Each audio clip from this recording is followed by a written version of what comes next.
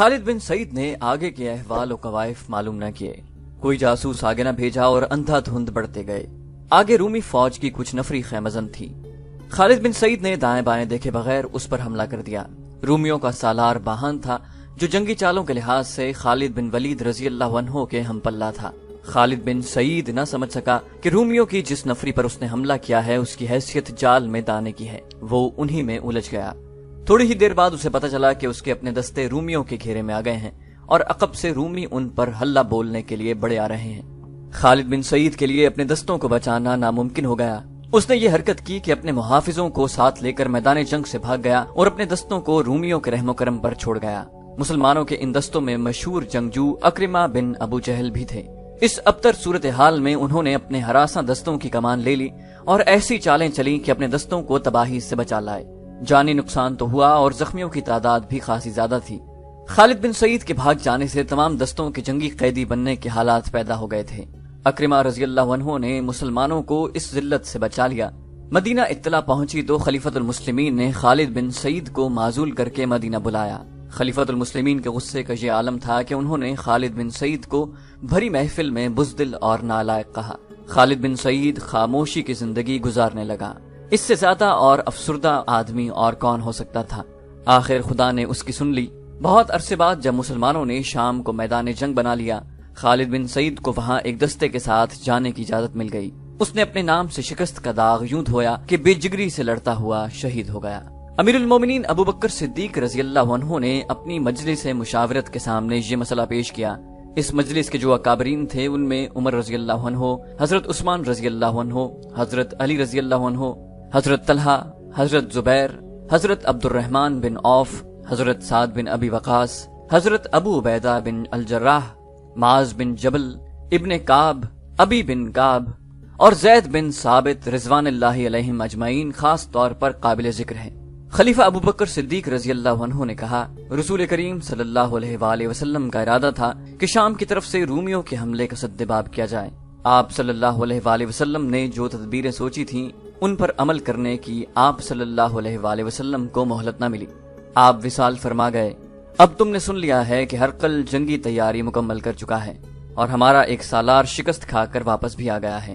اگر ہم نے رومیوں کے خلاف کوئی کارروائی نہ کی تو ایک تو اپنے لشکر کے حوصلے کمزور ہوں گے اور وہ رومیوں کو اپنے سے زیادہ بہادر سمجھنے لگیں گے۔ دوسرا نقصان یہ ہوگا کہ رومی آگے بڑھائیں گے اور ہمارے لیے خطرہ بن جائیں گے۔ اس صورتحال میں تم مجھے کیا مشورہ دو گے؟ یہ بھی یاد رکھنا کہ ہمیں مزید فوج کی ضرورت ہے۔ حضرت عمر رضی اللہ عنہ نے کہا، امیر المومنین، آپ کے عزم کو کون رد کر سکتا ہے؟ میں محسوس کرتا ہوں کہ شام پر حملے کا اشارہ اللہ کی طرف سے ملا ہے۔ لشکر کے لیے مزید نفری بھرتی کریں اور جو کام رسول اللہ صلی اللہ علیہ وسلم نے کرنا چاہا تھا اسے ہم پورا کریں۔ عبد الرحمن بن عوف رضی اللہ عنہ نے کہا، امیر المومنین، اللہ کی سلامتی ہو آپ پر، غور کر لیں، رومی ہم سے طاقتور ہیں۔ خالد بن سعید کا انجام دیکھ لیں۔ ہم رسول اللہ صلی اللہ علیہ وآلہ وسلم کے ارادوں کو ضرور پورا کریں گے، لیکن ہم اس قابل نہیں کہ رومیوں پر بڑے پیمانے کا حملہ کریں۔ کیا یہ بہتر نہیں ہوگا کہ ہمارے دستے رومیوں کی سرحدی چوکیوں پر حملے کرتے رہیں اور ہر حملے کے بعد دور پیچھے آ جائیں؟ اس طرح رومیوں کا آہستہ آہستہ نقصان ہوتا رہے گا اور اپنے مجاہدین کے حوصلے کھلتے جائیں گے۔ اس دوران ہم اپنے لشکر کے لیے لوگوں کو اکٹھا کرتے رہیں گے۔ امیر المومنین، لشکر میں اضافہ کر کے آپ خود جہاد پر روانہ ہو جائیں اور چاہیں تو قیادت اور سردار کو دے دیں۔ مورخوں نے اس دور کی تحریروں کے حوالے سے لکھا ہے کہ تمام مجلس پر خاموشی طاری ہو گئی۔ عبد الرحمن بن عوف رضی اللہ عنہ نے بڑی جرت سے اپنا مشورہ پیش کیا تھا۔ ایسا لگتا تھا جیسے اب کوئی اور بولے گا نہیں۔ امیر المومنین رضی اللہ عنہ نے کہا، خاموش کیوں ہو گئے تم؟ اپنے مشورے دو، کون شک کر سکتا ہے تمہاری دیانتداری پر؟ عثمان بن عفان رضی اللہ عنہ نے کہا، بے شک تم مسلمانوں کی اور دین کی بھلائی چاہتے ہو، پھر کیوں نہیں تم حکم دیتے کہ شام پر حملہ کرو؟ نتیجہ جو بھی ہوگا ہم سب بھگت لیں گے۔ مجلس کے دوسرے شرکاء نے عثمان رضی اللہ عنہ کی تائید کی اور متفقہ طور پر کہا کہ دین اور رسول اللہ صلی اللہ علیہ وآلہ وسلم کی امت کے وقار کے لیے مسند خلافت سے جو حکم ملے گا اسے سب قبول کریں گے۔ خلیفۃ المسلمین رضی اللہ عنہ نے آخر میں کہا، تم سب پر اللہ کی رحمت ہو، میں کچھ امیر مقرر کرتا ہوں۔ اللہ کی اور اس کے رسول صلی اللہ علیہ وآلہ وسلم کے بعد اپنے امیروں کی اطاعت کرو، اپنی نیتوں اور ارادوں کو صاف رکھو، بے شک اللہ انہی لوگوں کے ساتھ ہوتا ہے۔ امیر المومنین ابو بکر صدیق رضی اللہ عنہ کا مطلب یہ تھا کہ شام پر حملہ ہوگا اور رومیوں کے ساتھ جنگ لڑی جائے گی۔ مجلس پر پھر خاموشی طاری ہو گئی۔ محمد حسین ہیکل لکھتے ہیں کہ یہ خاموشی ایسی تھی کہ جیسے وہ رومیوں سے ڈر گئے ہوں یا انہیں امیر المومنین رضی اللہ عنہ کا یہ فیصلہ پسند نہ آیا ہو۔ حضرت عمر رضی اللہ عنہ نے سب کی طرف دیکھا اور ان کی آنکھیں جذبات کی شدت سے سرخ ہو گئیں۔ حضرت عمر رضی اللہ عنہ نے گرج کر کہا، اے مومنین، کیا ہو گیا ہے تمہیں؟ خلیفہ کی آواز پر لبیک کیوں نہیں کہتے؟ کیا خلیفہ نے اپنی بھلائی کے لیے کوئی حکم دیا ہے؟ کیا خلیفہ کے حکم میں تمہاری بھلائی شامل نہیں؟ امت رسول کی بھلائی نہیں؟ بولو، لبیک کہو اور آواز اپنے دل سے نکالو۔ مجلس کا سکوت ٹوٹ گیا۔ لبیک لبیک کی آوازیں اٹھیں اور سب نے متفقہ طور پر کہا کہ وہ رومیوں سے ٹکر لیں گے۔ حج سے واپس آ کر خلیفۃ المسلمین ابوبکر رضی اللہ عنہ نے مدینہ میں گھڑ دوڑ، نیزہ بازی، تیغ زنی، تیر اندازی اور کشتیوں کا مقابلہ منعقد کرایا۔ ارد گرد کے قبیلوں کو بھی اس مقابلے میں شرکت کی دعوت دی گئی۔ 3 دن مدینہ میں انسانوں کے ہجوم کا یہ عالم رہا کہ گلیوں میں چلنے کو رستہ نہ ملتا تھا۔ کوئی جگہ نہ رہی تھی، جدھر نظر جاتی تھی گھوڑے اور اونٹ کھڑے تھے۔ دف اور نفیریاں بجتی ہی رہتی تھیں۔ قبیلے اپنے شہسواروں اور پہلوانوں کو جلوسوں کی شکل میں لا رہے تھے۔ 3 دن ہر طرح کے مقابلے ہوتے رہے۔ جن قبیلوں کے آدمی جیت جاتے وہ قبیلے میدان میں آ کر ناچتے کودتے اور چلا چلا کر خوشی کا اظہار کرتے۔ ان کی عورتیں اپنے جیتنے والے آدمیوں کی مدح میں گیت گاتی۔ مقابلے میں باہر کا کوئی گھڑ سوار یا تیغ زن یا کوئی شتر سوار زخمی ہو جاتا تھا تو مدینہ کا ہر باشندہ اسے اٹھا کر اپنے گھر لے جانے کی کوشش کرتا۔ مدینہ والوں کی میزبانی نے قبیلوں کے دل موہ لیے۔ مقابلوں اور میلے کا یہ اہتمام خلیفۃ المسلمین ابوبکر رضی اللہ عنہ نے کیا تھا۔ مقابلے کے آخری روز مدینہ کا ایک آدمی گھوڑے پر سوار میدان میں آیا۔ میدان کے ارد گرد لوگ، گھوڑوں اور اونٹوں کا ہجوم جمع تھا۔ میدان میں اترنے والے سوار نے بڑی بلند سی آواز میں کہا، اے رسول اللہ صلی اللہ علیہ وآلہ وسلم کے امتیو، خدا کی قسم کوئی نہیں جو تمہیں نیچا دکھا سکے۔ تم نے اس میدان میں اپنی طاقت اور اپنے جوہر دیکھ لیے ہیں۔ کون سا دشمن ہے جو تمہارے سامنے اپنے پاؤں پر کھڑا رہ سکے گا؟ یہ طاقت جو تم نے ایک دوسرے پر آزمائی ہے، اب اسے دشمن پر آزمانے کا وقت آ گیا ہے جو تمہاری طرف بڑا آ رہا ہے۔ اے مومنین، اپنی زمین کو دیکھو، اپنے اموال کو دیکھو، اپنی عورتوں کو دیکھو جو تمہارے بچوں کو دودھ پلاتی ہیں، اپنی جوان اور کنواری بیٹیوں کو دیکھو جو تمہارے دامادوں کے انتظار میں بیٹھی ہیں کہ حلال بچے پیدا کریں۔ اپنے دین کو دیکھو جو اللہ کا سچا دین ہے۔ خدا کی قسم تم غیرت والے ہو، عزت والے ہو، اللہ نے تمہیں برتری دی ہے۔ تم پسند نہیں کرو گے کہ کوئی دشمن اس وقت تم پر آ پڑے جب تم سوئے ہوئے ہوگے، اور تمہارے گھوڑے اور تمہارے اونٹ بغیر زینوں کے بندھے ہوئے ہوں گے، اور تم نہیں بچا سکو گے اپنے اموال کو، اپنے بچوں کو، اپنی عورتوں کو اور اپنی کنواری بیٹیوں کو، اور دشمن تمہیں مجبور کر دے گا کہ سچے دین کو چھوڑ کر دشمن کے دیوتاؤں کی پوجا کرو۔ ایک شتر سوار نے چلا کر پوچھا، بتا ہمیں وہ دشمن کون ہے جو ہماری غیرت کو للکار رہا ہے؟ گھڑ سوار نے اعلان کرنے کے لہجے میں کہا، رومی، وہ ملک شام پر قبضہ کیے بیٹھے ہیں۔ ان کی فوج ہم سے زیادہ ہے، بہت زیادہ ہے، ان کے ہتھیار ہم سے اچھے ہیں، لیکن وہ تمہارا وار نہیں سہ سکتے۔ تم نے اس میدان میں اپنی طاقت اور اپنی ہمت دیکھ لی ہے، اب اس میدان میں چلو جہاں تمہاری طاقت اور ہمت تمہارا دشمن دیکھے گا۔ ہجوم میں سے کسی نے پوچھا، ہمیں اس میدان میں کون لے جائے گا؟ مدینہ کے گھڑ سوار نے کہا، مدینہ والے تمہیں اپنے ساتھ لے جائیں گے۔ دیکھو انہیں جو برسوں سے محاذ پر لڑ رہے ہیں، کٹ رہے ہیں اور وہیں دفن ہو رہے ہیں۔ انہیں اپنے بچوں کی یاد نہیں رہی، انہیں اپنے گھر یاد نہیں رہے۔ وہ بڑی تھوڑی تعداد میں ہیں اور اس دشمن کو شکست پہ شکست دے رہے ہیں جو تعداد میں ان سے بے حد زیادہ ہے۔ وہ راتوں کو بھی جاگتے ہیں تمہاری عزتوں کے لیے۔ انہوں نے آتش پرست فارسیوں کا سر کچل ڈالا ہے، اب رومی رہ گئے ہیں لیکن ہمارے مجاہدین تھک گئے ہیں، محاذ ایک دوسرے سے دور ہیں، وہ ہر جگہ فوراً نہیں پہنچ سکتے۔ کیا تم جو غیرت اور عزت والے ہو، طاقت اور ہمت والے ہو، ان کی مدد کو نہیں پہنچو گے؟ ہجوم جو پہلے ہی بے چین تھا جوش و خروش سے پھٹنے لگا۔ امیر المومنین رضی اللہ عنہ کا یہی منشا تھا کہ لوگوں کو اسلامی لشکر میں شامل کیا جائے۔ قبیلوں کی جو عورتیں مدینہ آئی تھیں، انہوں نے اپنے مردوں کو لشکر میں بھرتی ہونے پر اکسانا شروع کر دیا۔ اس روز جو مقابلوں کا آخری روز تھا، مقابلوں میں کچھ اور ہی جوش اور کچھ اور ہی شور تھا۔ مقابلوں میں اترنے والوں کا انداز ایسا ہی تھا جیسے وہ لشکر میں اچھی حیثیت حاصل کرنے کے لیے اپنے جوہر دکھا رہے ہوں۔ اس کے بعد ان لوگوں میں سے کئی اسلامی لشکر میں شامل ہو گئے۔ یمن میں اسلام مقبول عام مذہب بن چکا تھا، ارتداد بھی ختم ہو گیا تھا اور یہاں کا غالب مذہب اسلام تھا۔ خلیفۃ المسلمین نے اہل یمن کے نام ایک خط لکھا جو ایک قاصد لے کر گیا۔ خط میں لکھا تھا، اہل یمن، تم پر اللہ کی رحمتیں برسیں۔ تم مومنین ہو اور مومنین پر اس وقت جہاد فرض ہو جاتا ہے جب ایک طاقتور دشمن کا خطرہ موجود ہو۔ حکم رب العالمین ہے کہ تم تنگ دستی میں ہو یا خوشحالی میں، تمہارے پاس سامان کم ہے یا زیادہ، تم جس حال میں بھی ہو دشمن کے مقابلے کے لیے نکل پڑو، اپنے مالوں اور اپنی جانوں سے خدا کی راہ میں جہاد کے لیے نکلو۔ تمہارے جو بھائی مدینہ آئے تھے انہیں میں نے بغرض جہاد جانے کی ترغیب دی تو وہ بخوشی تیار ہو گئے اور اسلامی لشکر میں شامل ہو گئے۔ میں یہی ترغیب تمہیں دیتا ہوں، میری آواز تم تک پہنچ گئی ہے، اس میں اللہ کا حکم ہے، وہ سنو اور جس نے تمہیں پیدا کیا ہے اس کے حکم کی تعمیل کرو۔ اس دور کے رواج کے مطابق مدینہ کے قاصد نے یمن میں 3-4 جگہوں پر لوگوں کو اکٹھا کیا اور امیر المومنین رضی اللہ عنہ کا پیغام سنایا۔ اس کا اثر یہ ہوا کہ ایک سردار ذوالقلع حمیری نے نہ صرف اپنے قبیلے کے جوان آدمیوں کو تیار کر لیا بلکہ اپنے زیر اثر چند اور قبیلوں کے لڑنے والے آدمیوں کو ساتھ لیا اور مدینہ روانہ ہو گئے۔ مدینہ کا قاصد ہر قبیلے میں گیا تھا۔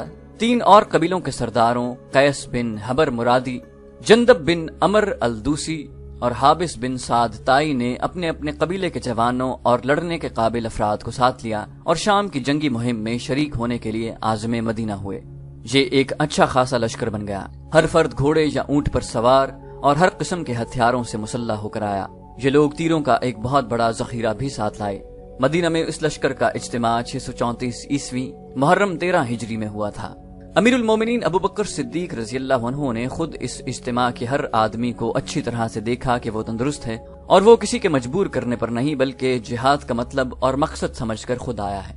پھر اس لشکر کی چھان بین یہ معلوم کرنے کے لیے کی گئی کہ ان میں کئی افراد مرتدین کے ساتھ رہے اور مسلمانوں نے ارتداد کے خلاف جو جنگ لڑی تھی اس میں وہ مسلمانوں کے خلاف لڑے تھے۔ انہوں نے اسلام تو قبول کر لیا تھا لیکن ان پر بھروسہ نہیں کیا جا سکتا تھا۔ مرتدین نے یہ عادت بنا لی تھی کہ مرتد بنے رہے، جب مسلمانوں کے ہاتھوں میدان جنگ میں پٹ گئے تو اسلام قبول کر لیا، مگر مسلمان ان پر بھروسہ کر کے ان کی بستیوں سے ہٹے تو ان میں سے کئی ایک اسلام سے منحرف ہو کر پھر مرتد ہو گئے۔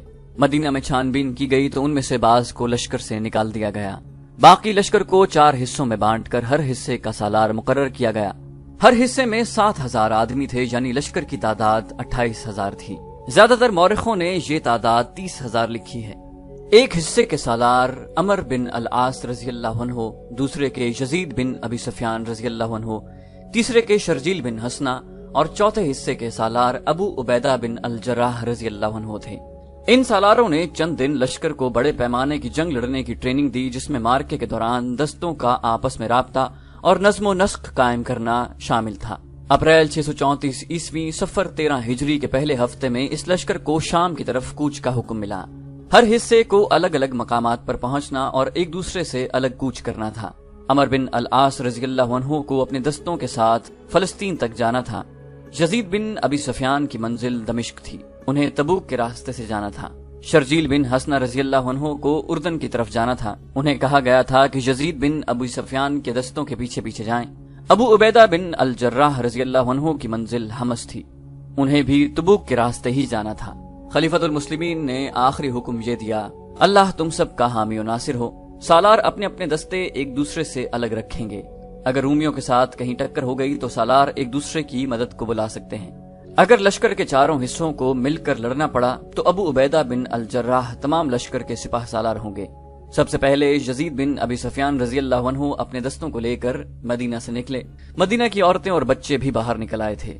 چھتوں پر عورتیں کھڑی ہاتھ اوپر کر کے ہلا رہی تھیں، بوڑھی عورتوں نے دعا کے لیے ہاتھ اٹھائے ہوئے تھے۔ کئی بوڑھوں کی آنکھیں اس لیے اشکبار ہو گئی تھیں کہ وہ لڑنے کے قابل نہیں رہے تھے۔ یزید بن ابی سفیان رضی اللہ عنہ اپنے دستوں کو آگے آگے جا رہے تھے۔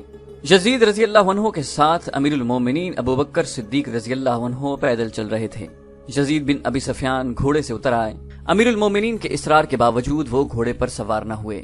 امیر المومنین ضعیف تھے، پھر بھی وہ دستوں کی رفتار سے چلے جا رہے تھے۔ یزید بن ابی سفیان نے انہیں کئی بار کہا کہ وہ واپس جائیں، لیکن ابو بکر رضی اللہ عنہ نہ مانے۔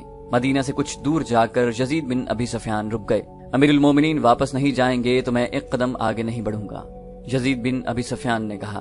امیر المومنین رضی اللہ عنہ نے کہا، خدا کی قسم ابو سفیان، تو مجھے سنت رسول اللہ صلی اللہ علیہ وآلہ وسلم سے روک رہا ہے۔ کیا تجھے یاد نہیں کہ رسول اللہ صلی اللہ علیہ وآلہ وسلم جہاد کو رخصت ہونے والے ہر لشکر کے ساتھ دور تک جاتے اور دعاؤں کے ساتھ رخصت کرتے تھے؟ آپ صلی اللہ علیہ وآلہ وسلم فرمایا کرتے تھے کہ پاؤں جو جہاد فی سبیل اللہ کے راستے پر گرد آلود ہو جاتے ہیں، دوزخ کی آگ ان سے دور رہتی ہے۔ تاریخ کے مطابق امیر المومنین کے لشکر کے اس حصے کے ساتھ مدینہ سے 2 میل دور تک چلے گئے تھے۔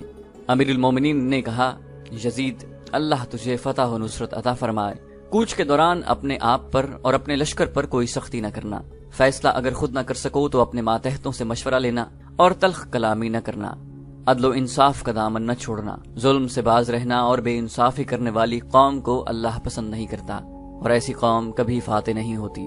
میدان جنگ میں پیٹھ نہ دکھانا کہ جنگی ضرورت کے بغیر پیچھے ہٹنے والے پر اللہ کا قہر نازل ہوتا ہے، اور جب تم اپنے دشمن پر غالب آ جاؤ تو عورتوں، بچوں اور بوڑھوں پر ہاتھ نہ اٹھانا، اور جو جانور تم کھانے کے لیے ذبح کرو ان کے سوا کسی جانور کو نہ مارنا۔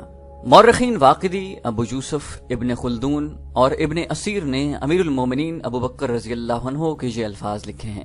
ان مورخین کے مطابق امیر المومنین ابو بکر صدیق رضی اللہ عنہ نے یزید بن ابی سفیان سے کہا، تجھے خانقاہیں یا عبادت گاہیں سی نظر آئیں گی اور ان کے اندر راہب بیٹھے ہوں گے، وہ تارک الدنیا ہوں گے، انہیں اپنے حال میں مست رہنے دینا، نہ خانقاہوں اور عبادت گاہوں کو کوئی نقصان پہنچانا، نہ ان کے راہبوں کو پریشان کرنا، اور تمہیں صلیب کو پوجنے والے بھی ملیں گے، ان کی نشانی یہ ہوگی کہ ان کے سروں کے اوپر درمیان میں بال ہوتے ہی نہیں، منڈوا دیتے ہیں، ان پر اسی طرح حملہ کرنا جس طرح میدان جنگ میں دشمن پر حملہ کیا جاتا ہے، انہیں صرف اس صورت میں چھوڑنا کہ اسلام قبول کر لیں یا جزیہ ادا کرنے پر آمادہ ہو جائیں، اللہ کے نام پر لڑنا، اعتدال سے کام لینا، غداری نہ کرنا، اور جو ہتھیار ڈال دے اسے بلا وجہ قتل نہ کرنا، نہ ایسے لوگوں کے اعضاء کاٹنا۔ یہ رسول کریم صلی اللہ علیہ وآلہ وسلم کا طریقہ تھا کہ رخصت ہونے والے ہر لشکر کے ساتھ کچھ دور تک جاتے، سالاروں کو ان کے فرائض یاد دلاتے اور لشکر کو دعاؤں سے رخصت کرتے تھے۔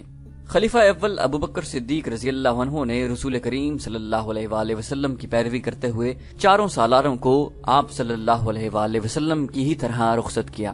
لشکر اور دستے تو محاذوں پر روانہ ہوتے ہی رہتے تھے، لیکن یہ لشکر بڑے ہی خطرناک اور طاقتور دشمن سے نبرد آزما ہونے جا رہا تھا۔ شہنشاہ ہرقل جو حمص میں تھا، صرف شہنشاہ ہی نہیں تھا، وہ میدان جنگ کا استاد اور جنگی چالوں کا ماہر تھا۔ اس لشکر کو مدینہ سے روانہ کر کے مدینہ والوں پر خاموشی سی طاری ہو گئی تھی، اور وہ خاموشی کی زبان میں ہر کسی کے سینے سے دعائیں پھوٹ رہی تھی۔ یہ تھی وہ جنگی مہم جس کے لیے امیر المومنین نے فیصلہ کیا تھا کہ اس کی کمان اور قیادت کے لیے خالد رضی اللہ عنہ سے بہتر کئی سالار نہیں۔ مدینہ کا یہ 28,000 کا لشکر 15 دنوں میں شام کی سرحدوں پر اپنے بتائے ہوئے مقامات پر پہنچ گیا۔ حمص میں شہنشاہ ہرقل کے محل میں وہی شان و شوکت تھی جو شہنشاہوں کے محلات میں ہوا کرتی تھی۔ مدائن کے محل کی طرح حمص کے محل میں بھی حسین اور نوجوان لڑکیاں ملازم تھیں، ناچنے اور گانے والیاں بھی تھیں، اور ایک ملکہ بھی تھی، اور جس کی وہ ملکہ تھی اس کی ملکہ ہونے کے دعوے دار چند ایک اور بھی تھیں۔ شہنشاہ ہرقل کے دربار میں ایک ملزم پیش تھا۔ اس کا جرم یہ تھا کہ وہ شاہی خاندان سے تعلق نہیں رکھتا تھا، اس کا تعلق اس خاندان کے ساتھ تھا جو شہنشاہ کا نام سنتے ہی سجدے میں گر پڑتا۔ یہ ملزم ان لوگوں میں سے تھا جو شہنشاہ کو روزی رساں سمجھا کرتے تھے۔ اس ملزم کا جرم یہ تھا کہ شاہی خاندان کی ایک شہزادی اس پر مر مٹی تھی۔ شہزادی غزال کے شکار کو گئی تھی اور جنگل میں اسے کہیں یہ آدمی مل گیا تھا۔ شہزادی نے تیر سے ایک غزال کو معمولی سا زخمی کر دیا تھا اور اس کے پیچھے گھوڑا ڈال دیا تھا، لیکن غزال معمولی زخمی تھا، وہ گھوڑے کی رفتار سے کہیں زیادہ تیز بھاگ رہا تھا۔ اس ملزم نے دیکھ لیا، وہ گھوڑے پر سوار تھا اور اس کے ہاتھ میں برچھی تھی۔ اس نے غزال کے پیچھے گھوڑا دوڑا دیا۔ غزال مڑتا تھا تو سوار رستہ چھوڑ کر اس کے قریب ہو جاتا، وہ غزال کو اس طرف لے جاتا جہاں شہزادی رکی کھڑی تھی۔ شہزادی نے 3-4 تیر چلائے، سب خطا گئے۔ اس جوان اور خوبرو آدمی نے گھوڑے کو ایسا موڑا کہ غزال کے راستے میں آ گیا۔ اس نے برچھی تاک کر پھینکی جو غزال کے پہلو میں اتر گئی اور وہ گر پڑا۔ شہزادی اپنا گھوڑا وہاں لے آئے تو یہ آدمی اپنے گھوڑے سے کود کر اترا اور شہزادی کے گھوڑے کے قدموں میں سجدہ ریز ہو گیا۔ میں اگر شہزادی کے شکار کو شکار کرنے کا مجرم ہوں تو مجھے معاف کیا جائے، اس نے ہاتھ جوڑ کر کہا، لیکن میں غزال کو شہزادی کے سامنے لے آیا تھا کہ شہزادی اسے شکار کرے۔ شہزادی نے مسکرا کر کہا، تم شہسوار ہو، کیا کام کرتے ہو؟ اس آدمی نے کہا، ہر وہ کام کر لیتا ہوں جسے 2 وقت کی روٹی مل جائے۔ شہزادی نے کہا، میں تجھے محل کے محافظوں میں شامل کروں گی۔ رعایا کے اس ناچیز بندے میں اتنی جرت نہیں تھی کہ انکار کرتا۔ شہزادی اسے ساتھ لے آئی اور محافظوں میں رکھوا دیا۔ اسے جب شاہی محافظوں کا لباس ملا اور جب وہ اس لباس میں شاہی استبل کے گھوڑے پر سوار ہوا تو اس کی مردانہ وجاہت نکھر آئی، وہ شہزادی کا منظور نظر بن گیا۔ پھر شہزادی نے اسے اپنا دیوتا بنا لیا۔ شہزادی کی شادی ہونے والی تھی لیکن اس نے اپنے منگیتر کے ساتھ بے رخی برتنا شروع کر دی۔ منگیتر نے اپنے مخبروں سے کہا کہ وہ شہزادی کو دیکھتے رہا کریں کہ وہ کہاں جاتی ہے اور اس کے پاس کون آتا ہے۔ ایک رات شہزادی کے منگیتر کو اطلاع ملی کہ شہزادی شاہی محل کے باغ میں بیٹھی ہوئی ہے۔ وہ محل سے تھوڑا ہی دور ایک بڑی خوبصورت جگہ تھی، वहां चश्मा था और वो सब्जाजार था। درخت تھے اور پھولدار پودوں کی باڑیں تھی۔ چاندنی رات تھی۔ شہزادی اور اس کا منظور نظر ہاتھوں میں ہاتھ ڈالے بیٹھے تھے کہ انہیں بھاری بھرکم قدموں کی دھمک سنائی دی۔ وہ شاہی محافظوں کے نرغے میں آ گئے تھے۔ اس محافظ کو قید میں ڈال دیا گیا۔ شہنشاہ ہرقل کو صبح بتایا گیا اور محافظ کو زنجیروں میں باندھ کر دربار میں پیش کیا گیا۔ اس پر الزام یہ تھا کہ اس نے ایک شہزادی کی شان میں گستاخی کی ہے۔ یہ الزام دربار میں بلند آواز سے سنایا گیا۔ شہنشاہ ہرقل کی شہنشاہی ساری دنیا میں پھیلے۔ ملزم نے کہا، شہزادی کو دربار میں بلا کر پوچھا جائے کہ میں نے گستاخی کی ہے یا محبت کی ہے، اور محبت میں نے نہیں شہزادی نے کی ہے۔ شہنشاہ ہرقل نے گرج کر کہا، لے جاؤ اسے، رتھ کے پیچھے باندھ دو اور رتھ اس وقت تک دوڑتی رہے جب تک اس کا گوشت اس کی ہڈیوں سے الگ نہیں ہو جاتا۔ ملزم للکار کر بولا، شہنشاہ ہرقل، تو ایک شہزادی کی محبت کا خون کر رہا ہے۔ اسے دربار سے گھسیٹ کر لے جا رہے تھے اور اس کی پکار اور للکار سنائی دے رہی تھی۔ وہ رحم کی بھیک نہیں مانگ رہا تھا۔ تیرا انجام قریب آ رہا ہے ہرقل، وہ چلاتا جا رہا تھا۔ اپنے آپ کو دیوتا نہ سمجھ، ذلت اور رسوائی تیری طرف آ رہی ہے۔ محبت کے اس مجرم کو ایک رتھ کے پیچھے باندھ دیا گیا اور 2 گھوڑوں کی رتھ دوڑ پڑی۔ محل سے شور اٹھا۔ شہزادی نے پیٹ میں تلوار اتار لی۔ یہ خبر شہنشاہ ہرقل تک پہنچی تو اس نے کسی رد عمل کا اظہار نہ کیا۔ وہ تخت پر بیٹھا رہا۔ درباریوں پر سناٹا طاری تھا۔ کچھ دیر بعد اٹھا اور اپنے خاص کمرے میں چلا گیا۔ وہ سر جھکائے یوں کمرے میں ٹہل رہا تھا۔ ملکہ کمرے میں آئی۔ ہرقل نے اسے قہر کی نظروں سے دیکھا۔ ملکہ نے رندھی ہوئی آواز میں کہا، شگون اچھا نہیں، صبح ہی صبح 2 خون ہو گئے ہیں۔ ہرقل نے کہا، یہاں سے چلی جاؤ، میں شاہی خاندان کی بے عزتی برداشت نہیں کر سکتا۔ ملکہ نے کہا، میں کچھ اور کہنے آئی ہوں۔ سرحد سے ایک عیسائی آیا ہے، اس نے تمام رات سفر میں گھوڑے کی پیٹھ پر گزاری ہے، اسے کسی نے دربار میں داخل ہونے نہیں دیا۔ مجھے اطلاع ملی تو ہرقل نے جھنجھلا کر پوچھا، وہ کیوں آیا ہے؟ ملکہ نے کہا، مسلمانوں کی فوجیں آ رہی ہیں۔ ہرقل نے کہا، اندر بھیجو اسے۔ ملکہ کے جانے کے بعد ایک ادھیڑ عمر آدمی کمرے میں آیا۔ اس کے کپڑوں پر اور چہرے پر گرد کی تہ جمی ہوئی تھی۔ وہ سلام کے لیے جھکا۔ ہرقل نے شاہانہ جلال سے پوچھا، تو نے محل تک آنے کی جرت کیسے کی؟ کیا تو یہ خبر کسی سالار یا ناظم کو نہیں دے سکتا تھا؟ اس آدمی نے کہا، یہ جرم ہے تو مجھے بخش دیں، مجھے ڈر تھا کہ اس خبر کو کوئی سچ نہیں مانے گا۔ تو نے مسلمانوں کا لشکر کہاں دیکھا ہے؟ حمص سے 3 روز کے فاصلے پر، اس نے جواب دیا۔ یہ ایک عیسائی عرب تھا جس نے ابو عبیدہ بن الجراح رضی اللہ عنہ کے دستوں کو شام سے کچھ دور دیکھ لیا تھا۔ اسی شام اور جگہوں سے اطلاعیں آئیں کہ مسلمانوں کی فوج ان جگہوں پر پڑاؤ ڈالے ہوئے ہے۔ مسلمانوں کے لشکر کے چوتھے حصے کی اطلاع ابھی نہیں آئی تھی۔ تو دوستو، یہ تھی ہماری آج کی ایپیسوڈ۔ امید کرتے ہیں آپ کو ہماری ایپیسوڈ پسند آئی ہوگی۔ جانے سے پہلے اس ویڈیو کو لائک، شیئر اور کامنٹ کرنا مت بھولیے، اور اگر آپ ہمارے چینل پر نئے ہیں تو اسے سبسکرائب کیجیے اور بیل آئیکن پر کلک کیجیے تاکہ آپ کو تمام ویڈیوز فوراً ملتی رہیں۔